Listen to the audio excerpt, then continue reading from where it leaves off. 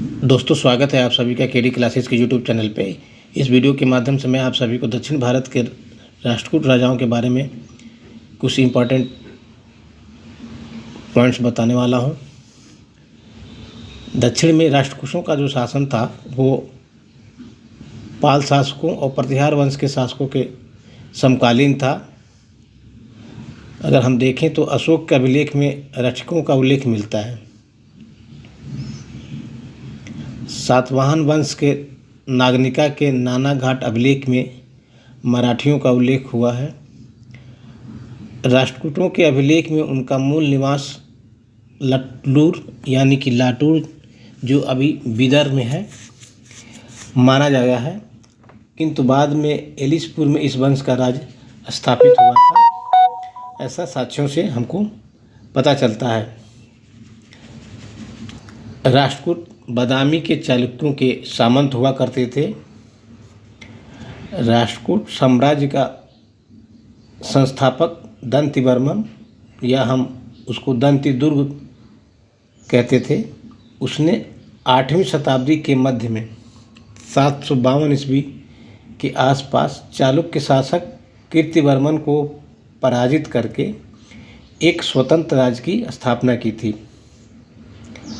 उसने इस राजवंश की जो राजधानी बनाई थी वो मान्यखेत थी, या उसको मालखेत भी कहा जाता था। दंती दुर्ग ने उज्जैनी में हिरण्यगर्भ नामक एक यज्ञ किया था, जिसमें प्रतिहार के राजा द्वारपाल का काम किया करते थे। दंतिवर्मन के बाद उसका चाचा कृष्ण प्रथम 756 ईस्वी में राष्ट्रकूट राज्य का राजा बना। उसने बादामी के चालुक्यों के अस्तित्व को लड़ाई करके पूरा ही मिटा दिया। कृष्ण प्रथम ने बेंगी के चालुक्यों तथा मैसूर के गंगों को भी अपनी ताकत से उनको अपनी प्रभुता स्वीकार करने के लिए बाध्य कर दिया। विजेता होने के साथ साथ कृष्ण प्रथम एक निर्माता था। उसने प्रसिद्ध कैलाश मंदिर का निर्माण कराया था। गोविंद द्वितीय के पश्चात उसका पुत्र ध्रुव 780 में शासक बना। पल्लव नरेश दंतिवर्मन तथा वेंगी नरेश विष्णुवर्धन चतुर्थ ने ध्रुव की शक्ति के सामने नतमस्तक होकर के शांति समझौते कर लिए थे। ध्रुव प्रथम राष्ट्रकूट शासक था जिसने उत्तर भारत के आधिपत्य के लिए एक त्रिसत्तात्मक संघर्ष किया था, तथा उसमें प्रतिहार नरेश वत्सराज और पाल शासक धर्मपाल को पराजित किया था। उत्तर भारत के अपने सफल अभियान में ध्रुव ने अपने राज चिन्ह पर गंगा यमुना का प्रतीक अंकित करवा रखा था।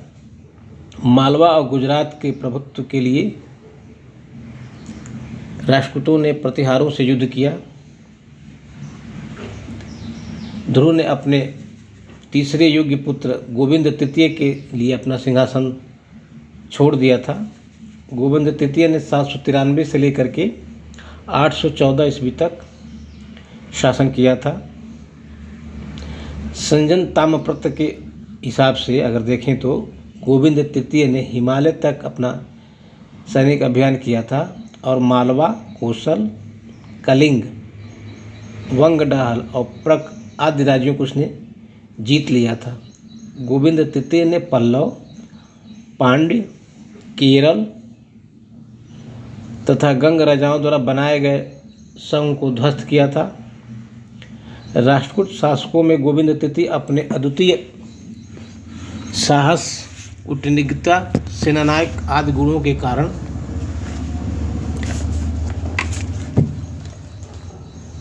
वह राष्ट्रकूट शक्ति को चरम उत्कर्ष में पहुंचा दिया था।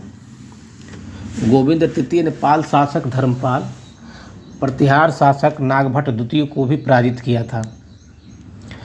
प्रतिहार शासक से उसने मालवा छीन करके अपने एक अधिकारी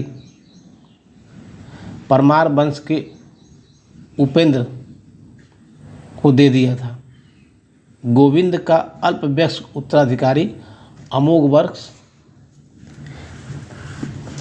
कर्क के संरक्षण में एक शासक बना था। इसका कार्यकाल 814 से लेकर के 876 ईस्वी के बीच है। अमोघ वर्ष में उसमें बहुत ही सैन्य उत्साह की कमी थी। उसका जो ज़्यादातर रुझान जो है धर्म और साहित्य में लगा रहता था। वह विद्या और कला का संरक्षक था। उसने कविराज मार्ग नाम से कन्नड़ भाषा में एक ग्रंथ की भी रचना की है। उसने अनेक विद्वानों को अपने राजसभा में आश्रय दे रखा था। जिनसेन, महावीराचार्य, स्वयंभू ये प्रमुख विद्वान थे जो उसके राजसभा में रहते थे। संजम ताम्रपत्र लेखा विद्या और साहित्य के संरक्षण के रूप में गुप्त सम्राट अमोघ वर्ष को शशांक से भी महान बताया जाता था।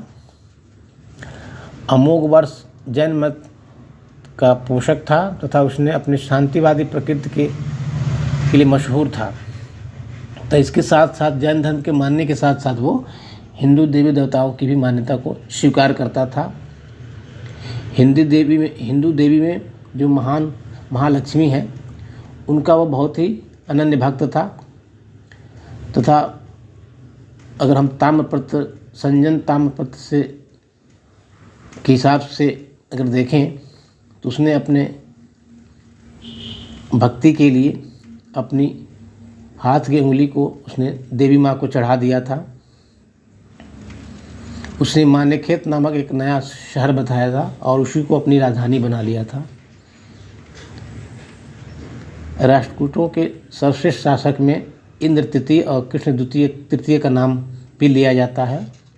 प्रतिहार शासक महिपाल की पराजय तथा 1915 में कन्नौज की लूट के बाद इंद्र तृतीय अपने समय का अत्यंत ही शक्तिशाली राजा हुआ। इंद्र तृतीय के समय भारत भ्रमण पर आए हुए अरबी यात्री अल-मसूदी ने बल्लभराज को सर्वश्रेष्ठ राजा माना था। कृष्ण तृतीय ने अपने राज्यारोहण के समय में अकाल वर्ष की उपाधि धारण की थी। कांची और तंदौर को जीत लिया था और उसने एक कांचीपुरम तंजैकोड उपाधि धारण की थी। कृष्ण तृतीय ने चोल नरेश परांतक प्रथम को भी पराजित किया तथा चोल राज्य के उत्तरी भाग को अपने कब्जे में ले लिया था।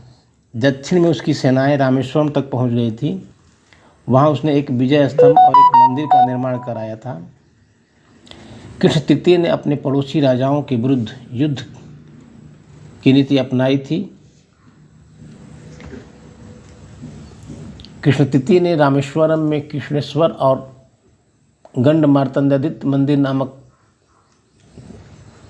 मंदिरों का निर्माण करवाया था। उसकी राज्यसभा में कन्नड़ भाषा के प्रसिद्ध कवि पुन्न जिन्होंने शांति पुराण की रचना की भी वे रहते थे। कृष्ण तृतीय की मृत्यु के बाद जो उसके भी उत्तराधिकारी थे वो सारे बहुत ही निर्बल थे।